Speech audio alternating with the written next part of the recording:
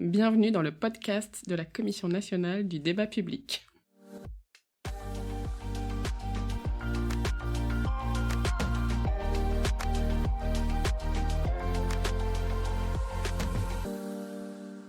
Bonjour à toutes et à tous. Bienvenue dans ce podcast de la Commission nationale du débat public qui va porter sur le débat public sur le projet de nouveaux réacteurs nucléaires dans le budget. Ce débat public s'est tenu du 28 janvier au 15 mai 2025 et, étant donné qu'il est terminé, nous avons décidé de réaliser un podcast dessus. Quelles ont été les spécificités de ce débat? Comment les droits à l'information et à la participation du public ont-ils été assurés? Que retenir de ce débat? Afin d'obtenir des réponses à ces questions, dans ce podcast, nous échangeons avec David Chevalier, président de la commission particulière de ce débat public.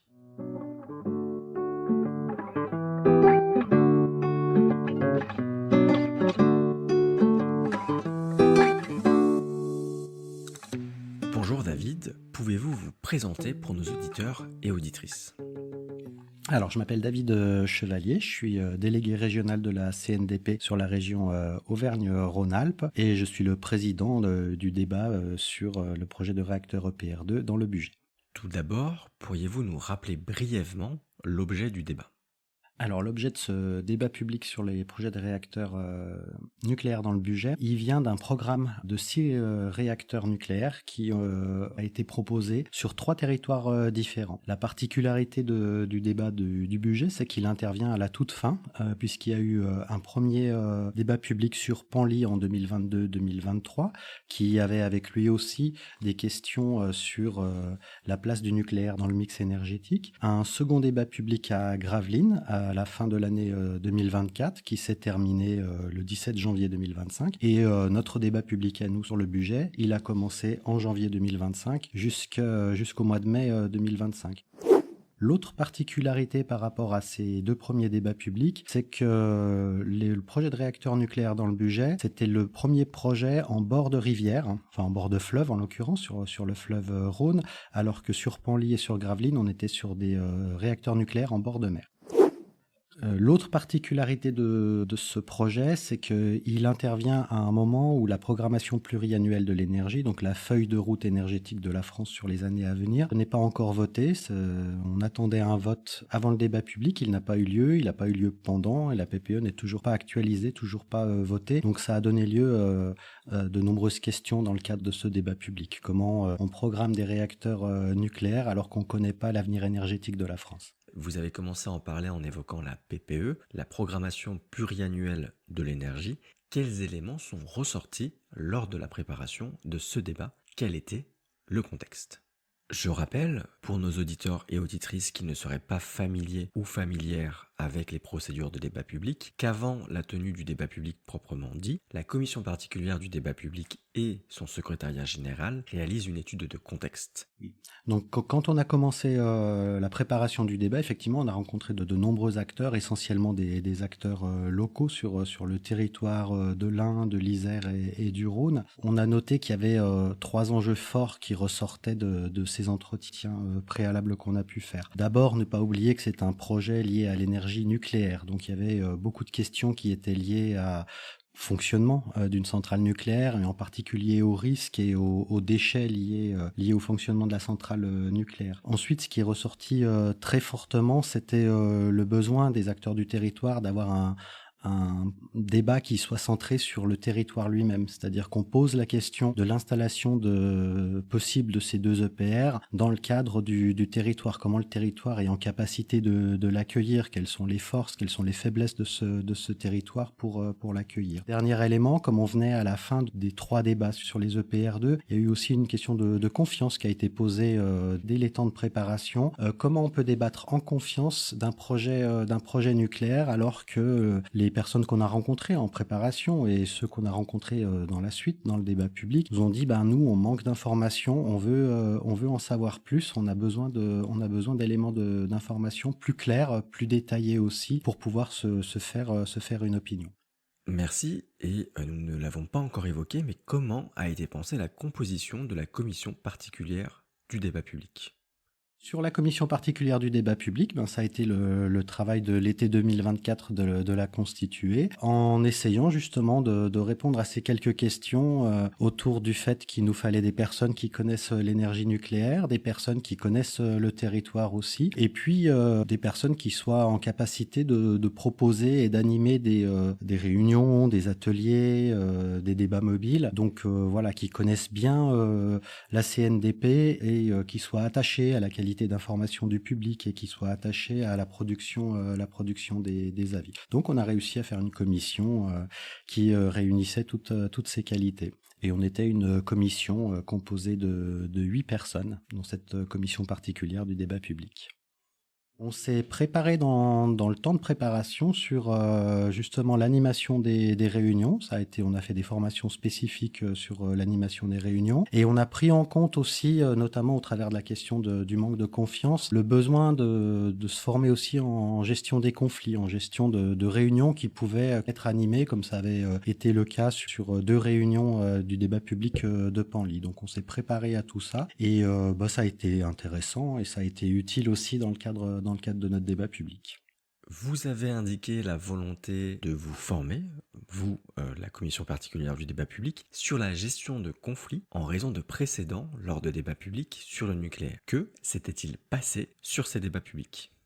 Oui, le débat public de Panly a dû arrêter ses modalités en présence suite à une réunion qui n'a pas pu se tenir sur Lyon parce que la réunion était trop conflictuelle. Nous, on revenait faire des réunions dans cette région-là. On en a programmé une sur Lyon. Et voilà, il nous semblait important de pouvoir trouver les modalités, les façons, les capacités de pouvoir continuer le débat public, sachant que dans toutes les rencontres qu'on a pu faire en préalable, on a vu une forte mobilisation des acteurs, quels qu'ils soient, quel que soit leur statut, et une forte envie pour eux de pouvoir discuter, échanger, avoir de l'information, mais aussi donner leur point de vue. Donc pour nous, il nous semblait important d'aller au bout de cet effort-là, de se dire, oui, on se donne les moyens, on a les outils pour pouvoir animer des réunions correctement, et on propose aussi d'autres modalités que les réunions publiques, parce qu'on a proposé finalement 9 réunions publiques, et énormément d'autres modalités qui n'étaient donc pas des réunions publiques, qui pouvaient être des ateliers, qui pouvaient être des débats mobiles. On a mobilisé aussi un groupe citoyen. Enfin, on a aussi multiplié les façons de pouvoir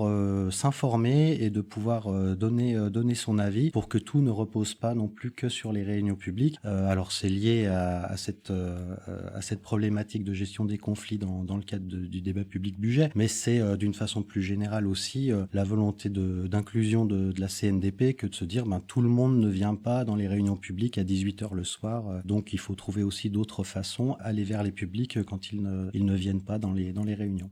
Vous avez commencé à évoquer la diversité des modalités d'information et de participation des publics. Concernant l'information, quelles ont été les modalités choisies pour assurer une information complète, sincère, de qualité et compréhensible par le public? Pour répondre à ces objectifs, on a multiplié les formats, on a proposé énormément d'interventions différentes, donc je mettrais peut-être l'accent sur le travail qu'on a fait auprès des jeunes. C'est de plus en plus le cas dans les débats publics. On a aussi pris cette volonté à bras-le-corps en se disant que oui, c'est aussi une question qui doit intéresser les jeunes. Et on a fait des ateliers spécifiques dans les lycées, les écoles, les universités. On a réuni 350 jeunes en tout dans ces différents ateliers qui nous ont donné des avis. On a pu redonner dans le cadre des réunions publiques ou dans les éditos qu'on faisait pour donner un peu à voir ce que ce public en particulier avait à dire et le reverser dans le débat public. On est allé aussi sur les marchés. Alors on avait déterminé un rayon de 100 km autour du site du projet avec l'idée qu'effectivement il fallait aussi que le débat puisse avoir lieu sur cette zone-là, pas simplement en proximité du futur site du projet, mais un peu plus loin aussi. Et donc on a été présent sur pas mal de marchés sur cette zone-là, avec effectivement là une démarche qui est plus d'aller vers les personnes et de leur expliquer qu'il y a un débat public qui est en cours, leur donner des informations à travers le dossier de la maîtrise d'ouvrage et puis recueillir leur avis. Et ça a été un élément très riche du débat public également. Et puis peut-être également un zoom sur le comité de la donnée. Alors là, qui est peut-être un peu spécifique au débat sur le nucléaire. Il y a un besoin d'informations claires. Il y a beaucoup d'informations qui sont apportées par la maîtrise d'ouvrage, EDF en l'occurrence, et aussi par différents acteurs. Et on l'a vu sur Panly, ça a été également présent sur Gravelines. Il y a des contestations autour de données, autour de chiffres en particulier. Pour se préparer à ça, on a réuni 8 experts qui étaient chargés d'analyser les données qui étaient sujettes à controverse et d'en faire un 4 pages pour nous donner simplement, on va dire, l'état de connaissance aujourd'hui autour de ces données. C'est pas tellement de dire si elles sont vraies ou si elles sont fausses, mais c'est de dire voilà d'où vient la donnée et voilà faites-vous un avis à partir de ce que nous on en sait aujourd'hui. Ça a été très apprécié. Toutefois, on a constaté qu'on avait moins de demandes que sur le débat, par exemple, de Panly. On l'analyse aussi par le fait qu'on était dans le 3e débat public de même nature sur les EPR2, donc il y avait déjà des questions qui avaient été posées, et nous-mêmes, on s'est beaucoup servi des données des comités de la donnée précédents, puisque notamment, par exemple, les grammes de CO2 sur la production nucléaire, elles avaient déjà été traitées sur le débat public de Panly. Qui a composé ce comité de la donnée ? C'est la commission particulière du débat public qui a décidé d'instaurer ce comité de la donnée. On a cherché auprès des universités, on avait pas mal de personnes du CNRS par exemple, ou de la SNR, voilà, des spécialistes sur les questions du nucléaire.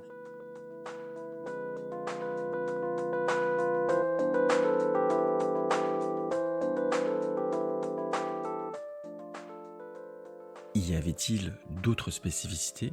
Dans le temps de préparation, on s'est aperçu au niveau du contexte territorial que les élus en particulier, mais les associations aussi du Nord-Isère, manquaient d'informations et souhaitaient être plus associés au débat public. Donc ça fait partie des modalités qu'on a adaptées nous pour être effectivement plus présents sur ce territoire du Nord-Isère, puisque ça constitue une limite administrative. Le Rhône est une limite entre 2 départements et le site du Bugey est sur le département de l'Ain. Mais voilà, la demande portait de la part des collectivités du Nord-Isère sur un besoin de plus d'informations. Donc on a défini de nouvelles modalités pour être plus présent sur ce territoire. Comment cela s'est-il traduit concrètement ? Concrètement, on a fait une réunion publique, une présence en mairie et des débats mobiles. Ils ont été aussi très actifs sur la rédaction de cahiers d'acteurs. Donc on peut dire que leur parole a été bien représentée on va dire territorialement, sur le débat public. Est-ce que vous pouvez expliquer ce qu'est un cahier d'acteurs ? Alors un cahier d'acteurs, c'est un format assez classique du débat public. On demande aux acteurs de résumer en 4 pages leur position par rapport au projet. Donc ils se présentent, ils disent ce qu'ils ont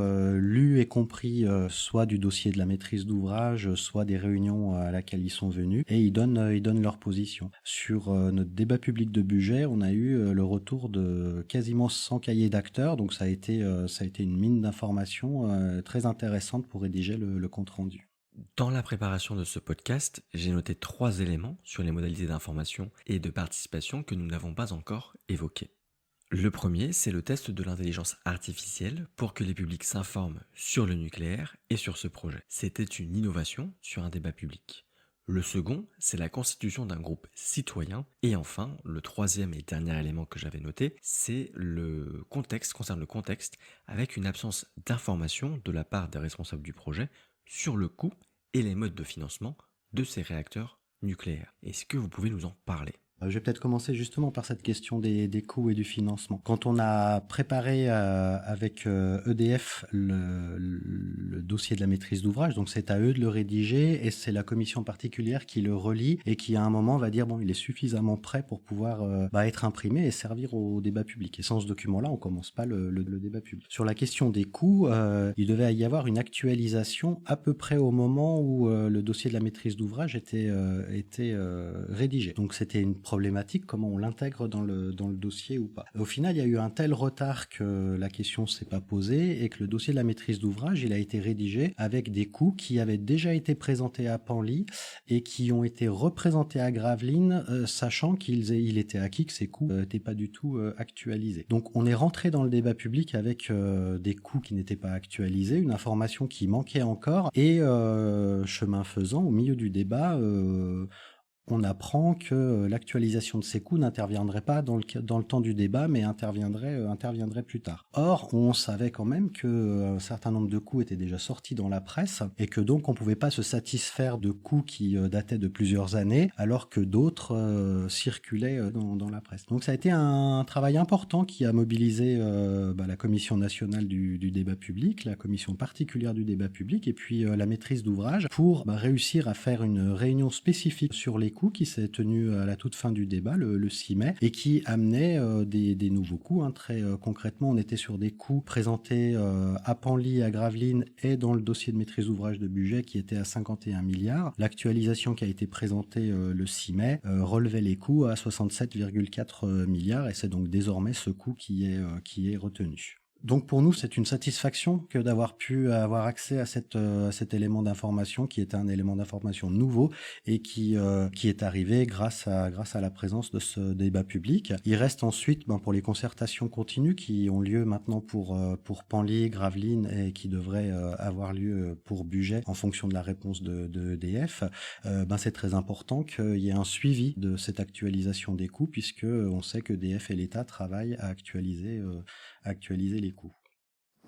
Sur l'intelligence artificielle, la question qu'on avait au démarrage de notre débat, c'était déjà qu'il y avait eu 2 débats précédents à Panly et à Gravelines qui s'étaient dit des choses et que c'était quand même intéressant de partir, de pas oublier ça, de partir de ces éléments, de ces données. Mais il s'est dit aussi beaucoup de choses dans d'autres débats publics et en faisant la recension des débats publics sur le nucléaire menés par la CNDP, on en a trouvé un certain nombre qui sont menés depuis 2006. Donc on avait cette période de 2006 à 2024 où des garants, des commissions particulières avaient produit des comptes rendus, des acteurs s'étaient mobilisés et on avait très peu accès à ces données-là. Et ça nous semblait intéressant de pouvoir amener cette information au public. Toutefois, c'est assez difficile parce que les documents étaient disséminés et il y en avait un certain nombre. Donc l'intelligence artificielle nous a semblé un bon moyen pour aller piocher dans, finalement, on avait quasiment 900 documents, pour aller piocher dans ces 900 documents et donner à voir ce qui s'était dit au fur et à mesure des années sur les débats publics ou les concertations liées au nucléaire. Donc on a mis en place ce dispositif au tout démarrage du débat public. Il a eu une certaine vertu pour présenter le cadre pour les personnes qui avaient vraiment besoin d'un premier niveau d'information, leur amener ces niveaux d'information. Mais chemin faisant, on s'est aperçu qu'il avait aussi du mal, l'intelligence artificielle avait du mal à trouver la bonne information au milieu de documents qui étaient très disparates. On avait des comptes rendus rédigés par la Commission nationale du débat public, on avait des cahiers d'acteurs rédigés donc par des acteurs, et c'était difficile de s'y retrouver. Au final, on a dû arrêter cette expérimentation avant la fin du débat public, puisque ce qu'on visait, c'était de la clarté d'information, de la qualité d'information, et on s'est aperçu vers la fin du débat que c'était plus le cas. Donc on a arrêté cette expérimentation, même si elle apportait aussi son lot d'innovation et son lot d'intérêt pour un certain public qui rentrait dans le débat par ce biais. Sur l'intelligence artificielle, si j'ai bien compris, il y avait une plateforme en ligne sur laquelle les gens pouvaient s'informer en posant des questions à l'intelligence artificielle qui répondait à partir d'un corpus de matériaux. Oui, absolument. Alors, on avait tenté de faire des thématiques pour aider à poser des questions, mais il était tout à fait possible de poser des questions sur le fonctionnement d'un réacteur nucléaire ou l'installation sur un territoire. Enfin, toutes les thématiques qu'on entend dans le cadre d'un débat public. L'idée étant de pouvoir également lire le dossier de la maîtrise d'ouvrage. Alors, le dossier de la maîtrise d'ouvrage, il est accompagné d'une synthèse d'une 20aine de pages, mais qui peut paraître encore un peu technique pour certaines personnes. Donc l'idée, c'était de pouvoir poser toute question qui permette de mettre le pied dans l'information et de mettre le pied du coup dans le débat public. On avait donc capacité à poser toutes sortes de questions, et encore une fois, ça fonctionnait plutôt bien sur cette capacité à amener une information claire. Et puis on proposait ensuite de rejoindre le site du débat public, là pour une fois qu'on s'était nourri d'informations, pouvoir poser une question ou pouvoir donner son avis. Vous avez indiqué que cette expérience n'a pas été totalement concluante, que j'ouvre les guillemets, c'était compliqué de s'y retrouver, je ferme les guillemets. Qu'est-ce que vous voulez dire par là?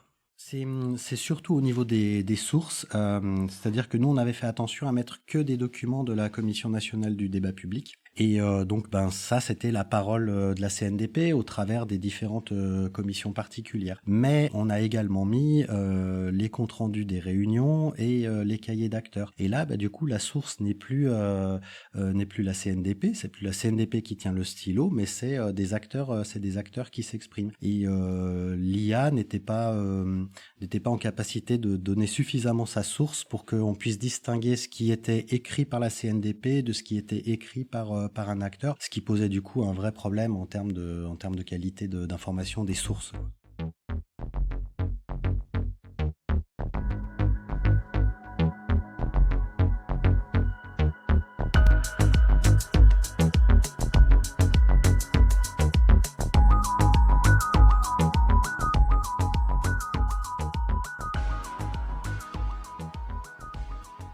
Merci.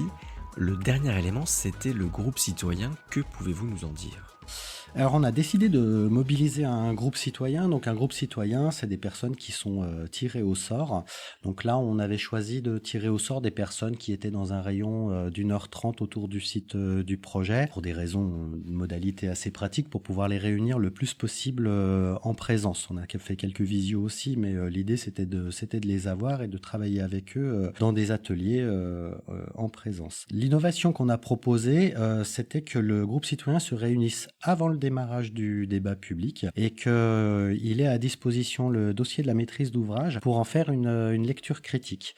Donc, le groupe citoyen, donc la trentaine de personnes qui étaient mobilisées, ont lu le dossier de la maîtrise d'ouvrage et ont donné cette lecture de choses qu'ils apprenaient grâce au dossier de la maîtrise d'ouvrage, de choses qui les étonnaient et de choses qui, à leur sens, manquaient dans le dossier de la maîtrise d'ouvrage. Et c'était très intéressant parce que du coup, ça a permis d'alimenter les premières modalités du débat, notamment les réunions publiques, autour de ces questionnements du groupe citoyen. Et on a même doublé ça de cette même lecture par les acteurs. Donc il y a 12 acteurs, des associations, des collectivités qui ont accepté de répondre à ces mêmes questions. Et du coup, on avait un questionnement assez nourri de démarrage qui permettait de poser des questions d'ordre un peu général aussi et qui permettait aussi d'alimenter toutes les réunions thématiques par la suite. Ça, on l'a compris. Ça, par contre, ça nous manque. Donc, dans la réunion thématique dédiée, il faudra pouvoir apporter une réponse. Donc ça, c'était la première proposition qu'on faisait au groupe citoyen. Et puis, on leur avait dit, on voudrait bien travailler avec vous sur une autre thématique. Chose qu'on a faite. Ils ont produit un second cahier sur les risques. Donc de nouveau, ils se sont réunis selon les mêmes modalités. Donc on avait fait 2 réunions en soirée et puis un samedi entier de travail. Et donc ces éléments-là ont été présentés ensuite dans différentes réunions par les citoyens eux-mêmes. C'était intéressant parce que c'était leur parole qui était amenée dans les réunions publiques. Et on parlait tout à l'heure des coûts et du financement. De nouveau, il nous a semblé intéressant que les citoyens s'emparent de cette question. Donc, alors qu'on devait arrêter le groupe citoyen à peu près au milieu du débat, on leur a proposé de se remobiliser. Donc, une partie d'entre eux a accepté sur la question des coûts et du financement. Et donc, ils ont produit de nouveau leurs propres questions qui animaient en fait les démarrages de chacune des séquences de la réunion de coûts et de financement. Et ils nous ont suivis jusqu'à la fin du débat, puisqu'on a ensuite fait une réunion avec eux de retour sur le débat public pour que ils alimentent un petit peu notre évaluation de qu'est-ce qu'on avait produit, qu'est-ce qui avait pu manquer dans le cadre du débat public. Donc voilà, une initiative qu'on avait voulu ponctuelle en démarrage de débat public, et vu la richesse de ce qui était proposé, qu'on a continué tout au long du débat. Donc, si j'ai bien compris, le groupe citoyen a travaillé avant le débat public, pendant celui-ci et après. Absolument. Et du coup, ils avaient cette place. Alors, on a eu 2 instances qui avaient des places particulières. Hein. Le groupe citoyen qui, nous questionnait et amenait des éléments de questionnement à la maîtrise d'ouvrage. Et puis le comité de la donnée aussi, qui, nous a enrichi aussi de ce qu'il a produit, mais aussi dans la deuxième partie du débat, le comité de la donnée, on l'a mobilisé sur une réunion qu'on a faite, qui était à la demande du public de revenir sur le mix énergétique énergétique. C'est-à-dire qu'on était le 3e débat public, encore une fois, et la question du mix énergétique avait déjà été posée. Donc on l'avait pas posée, nous, dans les thématiques du débat. Mais le public, lui, a dit, en fait, tout ça ne se comprend pas si on n'interroge pas une politique plus générale, et si on l'interroge, on a besoin de la connaître. Donc pour cela, on a les experts de RTE qui sont venus présenter leur scénario de mix énergétique à 2050, et les membres du comité de la donnée qui nous ont aidés à animer cette réunion et ont fait de gros apports enrichissants sur que pouvait être le mix énergétique à horizon de 20, 30, 40 ans. Alors toujours sur les enjeux de l'information et de la participation des publics, vous avez évoqué tout à l'heure des actions à destination de publics spécifiques, les jeunes, donc les étudiants et les étudiantes d'une part, et d'autre part, les acteurs et la population du Nord-Isère. Est-ce que d'autres publics ont été ciblés en particulier? Il y a tout un travail qu'on a cherché à mener autour de publics, notamment dans les quartiers prioritaires en politique de la ville, donc les quartiers d'habitat social. Et on doit dire effectivement que sur ce public-là, on a cherché à mobiliser, alors prioritairement dans un rayon assez proche du projet de la centrale, donc notamment sur les villes d'Ambérieu, Meximieux, etc. Donc il y a des débuts d'initiatives qui ont émergé mais qui n'ont pas pu aller au bout. Et on a réussi à faire un débat mobile sur la métropole lyonnaise, mais voilà, par rapport à nos ambitions de départ sur ce public-là, on est plutôt en retrait, et nous plutôt déçus de ne pas avoir réussi à mieux intégrer les avis, les questions de public dans les quartiers d'habitat social. Pourquoi est-ce que ça a été plus compliqué d'inclure ce public ? La préoccupation des acteurs qui accompagnent ces publics n'était pas liée à ces questions d'installation d'un EPR sur Bugey. Il y avait d'autres préoccupations, même les questions d'emploi par exemple, sur lesquelles on s'est dit il y a peut-être une clé d'entrée, n'ont pas mobilisé fortement. Il y a aussi sur ces quartiers la difficulté des acteurs eux-mêmes qui manquent de moyens et donc n'arrivent pas à tout mener de front. On a surtout parlé de l'information et de la mobilisation des publics. Je vous propose de passer à la participation, au fait de pouvoir s'exprimer sur l'objet du débat et que la parole soit prise en compte. Quelles étaient les spécificités de la participation du public dans le cadre de ce débat public ? Alors l'une des spécificités, elle est territoriale, c'est-à-dire de se poser la question de quel est le bon rayon de participation de ce public. C'est un projet qui intéresse, on va dire, la France entière. Pourtant, il faut aussi s'axer sur des territoires qui vont être plus concernés. Donc, on a trouvé cette maille d'un rayon de 100 km autour du projet, avec des modalités qui étaient quand même partagées. On va dire que sur un rayon de 40 km autour du projet, on a animé plus de réunions publiques, et au-delà, on était plus sur des démarches d'aller vers de débats mobiles ou de réunions ou d'ateliers avec les lycéens et les écoles. Donc dans ce rayon de 100 km, on a aussi la Suisse, puisque Genève est située à 80 km du site du projet.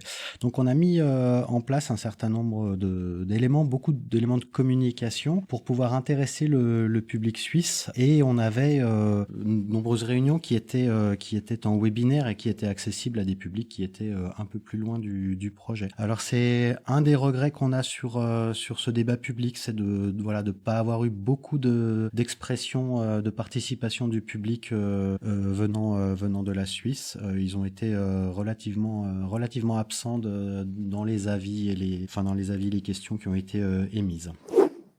Et puis ensuite, la volonté, c'est que le maximum de personnes qui se sentent concernées puissent participer. Donc, ce qu'on a fait, c'est un peu plus de présence sur les deux communautés de communes les plus concernées, c'est-à-dire communauté de communes de la Plaine de l'Ain et communauté de communes des Balcons du Dauphiné, où on a fait des permanences en mairie, des débats publics et puis beaucoup de réunions publiques qui se sont tenues sur ces sites-là en propre. Et ensuite, comme on le disait, comme ça peut être aussi un sujet qui intéresse de nombreuses personnes en France, l'idée qu'elles puissent accéder soit à des webinaires, soit surtout à la plateforme numérique, où là, il était possible de poser des questions. On a évoqué l'outil d'intelligence artificielle aussi, s'informer, poser des questions. Et on alimentait aussi énormément le site internet dans la rubrique ressources de tous les documents qui étaient en libre accès et qui permettaient de mieux comprendre comprendre ces questions du nucléaire et quelle était la particularité que constitue un EPR 2 de deuxième génération. Donc voilà, beaucoup d'éléments qui concernent les différents publics, les jeunes mis en avant au travers de nombreux ateliers qui nous ont amené énormément d'éléments d'avis, beaucoup de questionnements aussi qui ont été ensuite proposés dans les différentes réunions publiques ou sur lesquels là c'est toujours peut-être un aspect qu'on voit moins dans les débats publics, mais sur lesquels la maîtrise d'ouvrage, donc EDF ou RTE, mais souvent EDF, avait à répondre sur la plateforme numérique. Donc il y a eu vraiment de nombreuses contributions, de nombreuses questions, dont les questions des jeunes qui ont trouvé leurs réponses sur la plateforme numérique ou dans les réunions publiques. Sur les modalités de participation, est-ce qu'il y a d'autres enjeux particuliers ou des modalités sur lesquelles vous souhaitez revenir et approfondir? On a vu qu'il y avait une importance à discuter du Rhône, notamment sur les questions de partage des usages de l'eau, notamment tous les acteurs qui sont présents sur ce cours d'eau, mais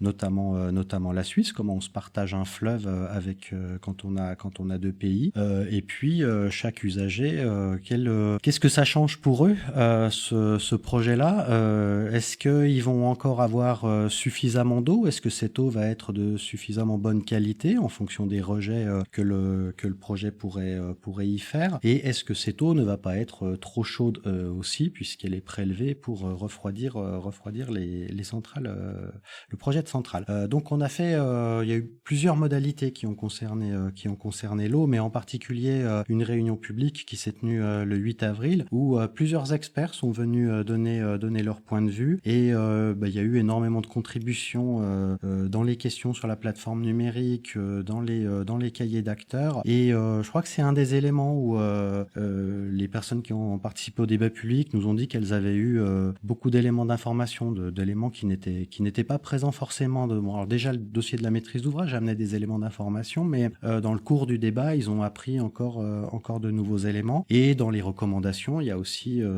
pas mal de recommandations autour de ce qui apparaît comme une inquiétude majeure dans le cadre de ce projet-là. Comment sera le Rhône en 2050? Comment il sera en 2100? Et qu'est-ce qu'on arrivera à se partager comme eau du Rhône dans ces années-là? En avançant dans le débat, on a fait une réunion intermédiaire avec les acteurs, de la même manière qu'on les avait réunis dans le temps de préparation. On les a réunis à mi-parcours pour leur demander comment ils voyaient le débat. Et ils nous ont confirmé ce que nous on ressentait aussi, à savoir qu'on peut pas discuter d'un projet de 2 réacteurs EPR2 sans avoir des éléments d'information, sans questionner le mix énergétique, c'est-à-dire quelles sont les sources d'énergie qu'on va avoir dans le futur. Donc ça nous a conduit à revoir les modalités d'une réunion qu'on avait programmée le 17 avril, où du coup on a fait une double réunion. Un premier temps d'ailleurs fort intéressant, où des acteurs ont fait des propositions d'alternatives aux 2 EPR2. C'était des alternatives qui étaient d'origine nucléaire ou non nucléaire. Donc on a eu 8 projets qui ont été présentés et que vous retrouverez dans le compte rendu, mais qui étaient qui ont constitué un travail intéressant. Et on a poursuivi ce temps de réunion ensuite en ayant un temps de présentation de ce qu'on sait aujourd'hui du mix énergétique. Alors encore une fois, la programmation pluriannuelle de l'énergie n'étant pas votée, c'est pas inscrit dans le marbre, mais en tous les cas, on a décortiqué le pourquoi EDF s'appuyait sur la construction de 6 EPR2 pour répondre aux besoins du mix énergétique futur. Voilà, ça a permis de reposer les questions de quelle énergie on veut, quelle énergie on peut avoir, quelle énergie on souhaite, qui a été aussi rediscuté au regard du coût sur la réunion du 6 mai. Quel impact sur les coûts de l'énergie au final. Donc voilà, des éléments d'information qui dépassaient le cadre du projet lui-même. On n'était pas sur le projet de PR2 dans le budget, mais qui permettait d'avoir une vision un peu plus large, d'expliquer pourquoi on fait ce projet à cet endroit dans un contexte de recherche d'un mix énergétique pour le futur.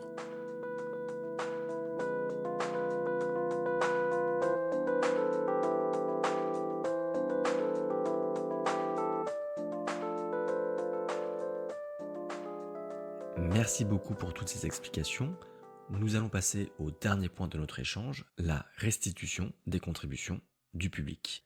Dans un débat public, la dernière activité de la commission particulière du débat public et de son secrétariat général est d'analyser les contributions des publics et de les restituer. Quels enseignements avez-vous tirés à partir des contributions des publics sur ce projet de nouveau réacteur nucléaire dans le budget ? Alors, il y a déjà des premières recommandations, comme on l'a vu tout au long de la préparation et de l'animation de ce débat public, qui concernent certes le projet lui-même, mais qui concernent en fait le programme des 6 EPR2. Donc ça, c'est en particulier la question des coûts. Et donc, on a fait un effort particulier dans le cadre du débat public pour avoir des éléments d'information nouveaux. Donc, dans les recommandations, on insiste, parce que EDF a donné un calendrier d'actualisation des coûts à fin 2025. Donc, les recommandations, elles portent sur l'importance d'apporter cette information au public dès qu'EDF aura actualisé de nouveau les coûts. Puisque les coûts qu'EDF a amenés sur la réunion du 6 mai 2025 de 67,4 milliards d'euros, c'est des coûts qui sont encore en cours d'actualisation. Donc à fin 2025, on devrait avoir de nouveaux coûts. Donc poursuivre ce travail d'information du public au fur et à mesure de l'avancée du projet. Ensuite, c'est des recommandations qui ont plus trait au projet lui-même, qui a 3 grandes thématiques, celle du territoire, celle des risques et celle de l'eau.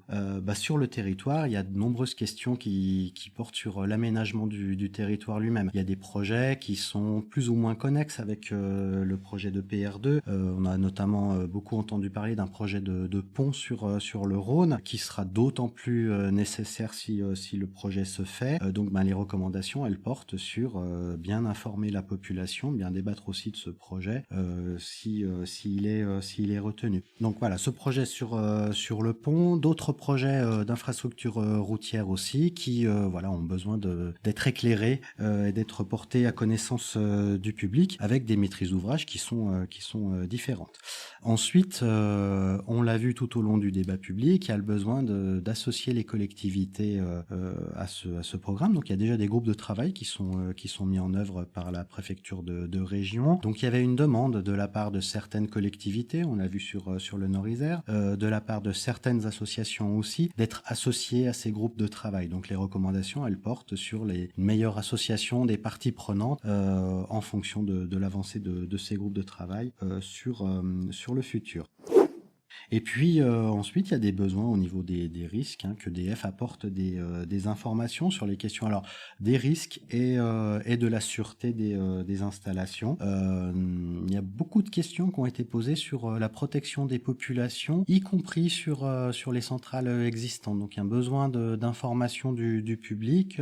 Il a été question de la pastille d'iode, en particulier aussi en dehors de cette zone où on distribue une pastille d'iode, que se passe-t-il quand on est à 21 km d'une centrale nucléaire? Il y avait un besoin de la population d'avoir plus d'informations sur la question de la protection des populations. Il y a aussi d'autres sites industriels qui sont présents sur le site, proche du site du projet. Donc il y a aussi besoin d'avoir des éléments d'information sur comment tout cela va cohabiter dans un territoire qui est densément peuplé. C'est un des éléments qui est revenu souvent dans le cadre du débat public. C'est un territoire où il y a une population déjà implantée importante et des projections de population qui font que l'ensemble de la population, la démographie est plutôt en hausse. Donc voilà, dans les recommandations futures, de bien intégrer ces questions. Il y a des études qui sont en cours par la préfecture de région de projection des populations.